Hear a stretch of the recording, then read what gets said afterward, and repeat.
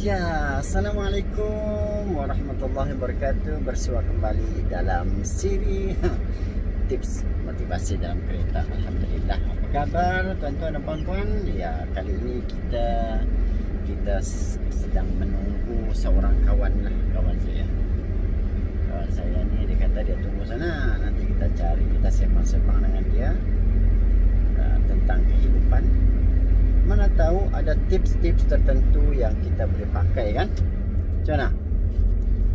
Okey. Harap dia ada tempat tadi lah. Okay. Yes. Itu dia. Okay. Namanya Ashraf. Ashraf nama dia. Okay. Thank you.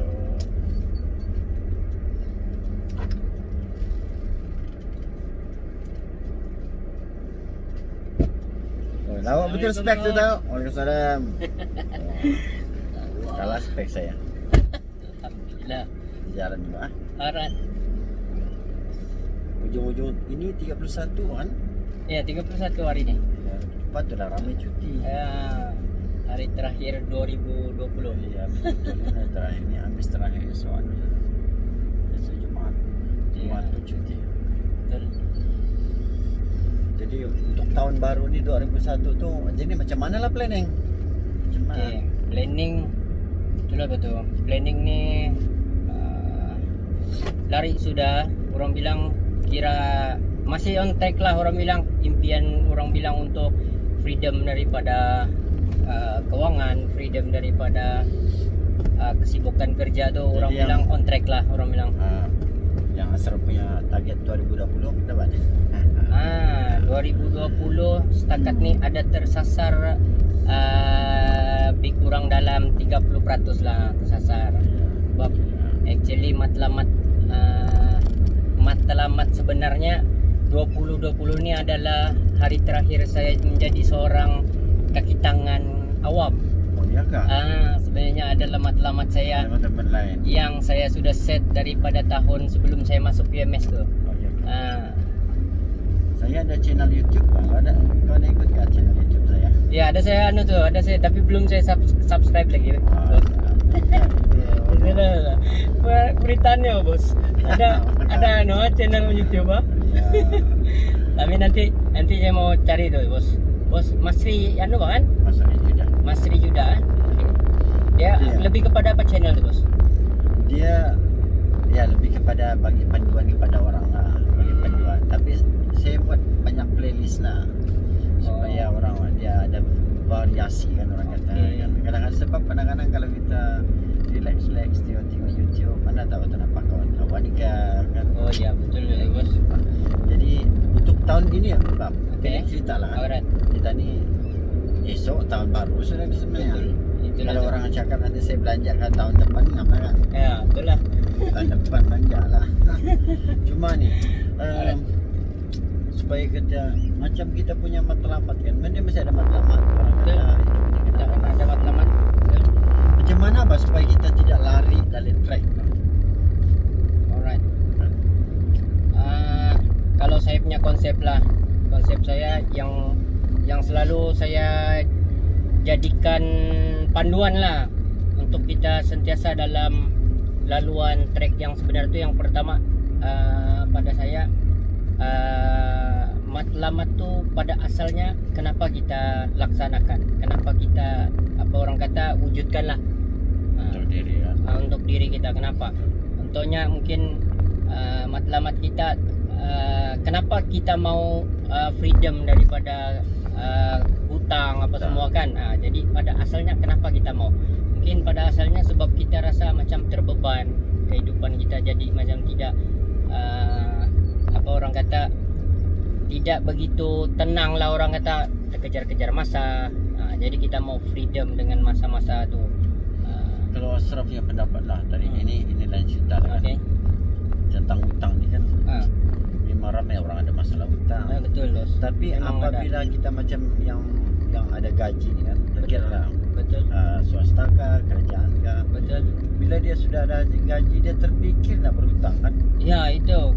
ramai termasuk saya sendiri nih bos. Tapi kalau masa dulu yang masa tiada pendapatan tetap tidak terpikir untuk berhutang. Betul, itulah Masalah juga kan? masalah juga orang kan. Ya.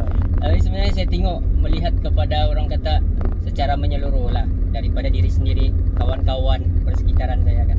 Sebenarnya ramai yang lari kepada hutang ni dia bukan sebab tujuan dia untuk memudahkan segala keperluan. Dia lebih kepada kebendaan, lebih kepada show off lah kan.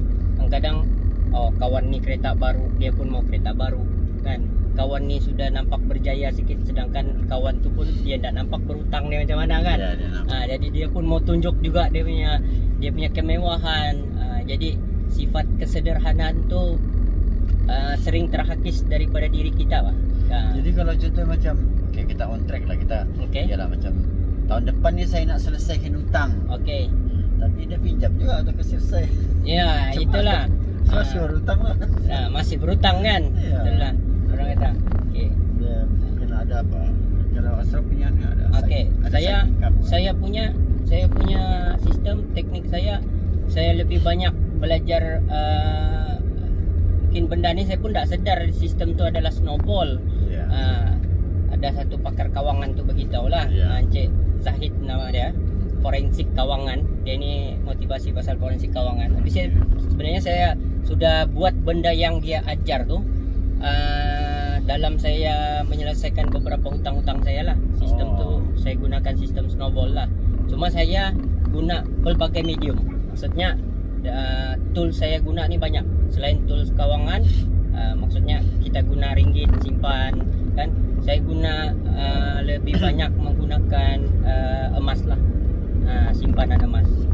Jadi banyak orang tersasar sebab pemahaman orang tentang simpanan, pelaburan ni kan atau perniagaan ni kan, orang banyak tersasar dengan dalam semua kaedah tu. Sebenarnya asas untuk kita mendapatkan semua tata cara tu adalah kaedah tu untuk selesaikan untuk masuk dalam perniagaan, dalam pelaburan tu adalah bermula dengan simpanan.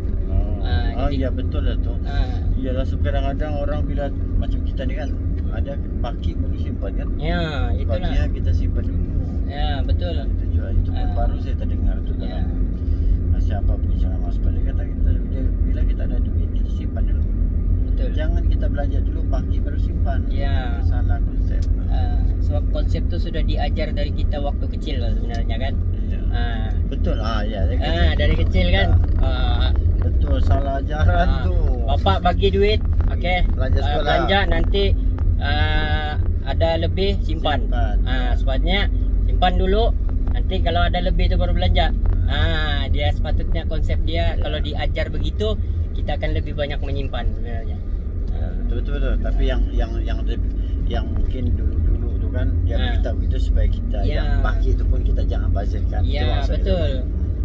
Tapi bermaksudnya kalau macam hutang ni bagi motivasi untuk kita cari side income tadi kan.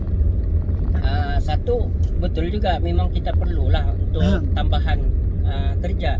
Tapi kalau saya lebih kepada kita laksanakan tugas tu dengan amanah, dengan lebih tersusun lah untuk memastikan. Contoh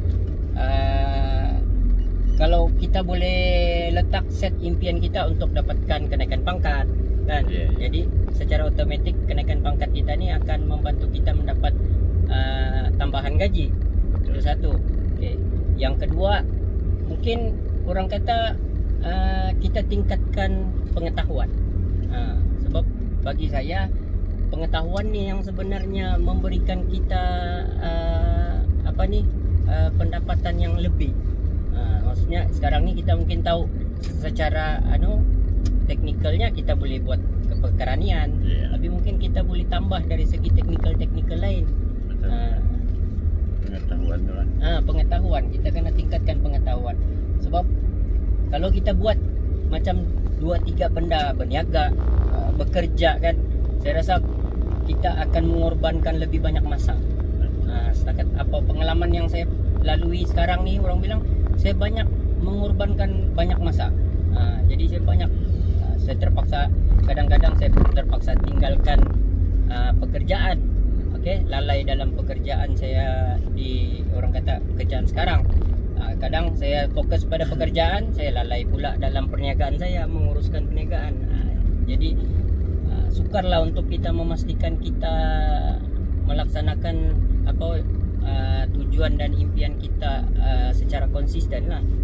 Kita ini bahkan ini tentang pengurusan masa juga dengan. Ya, Memang kita cari side income tu janganlah yang mengganggu kerja ya, utama kita. ya mengganggu orang kata ibu rezeki kita lah. Ibu rezeki kita. Okey. Dan kita mau sampai ya, Sab.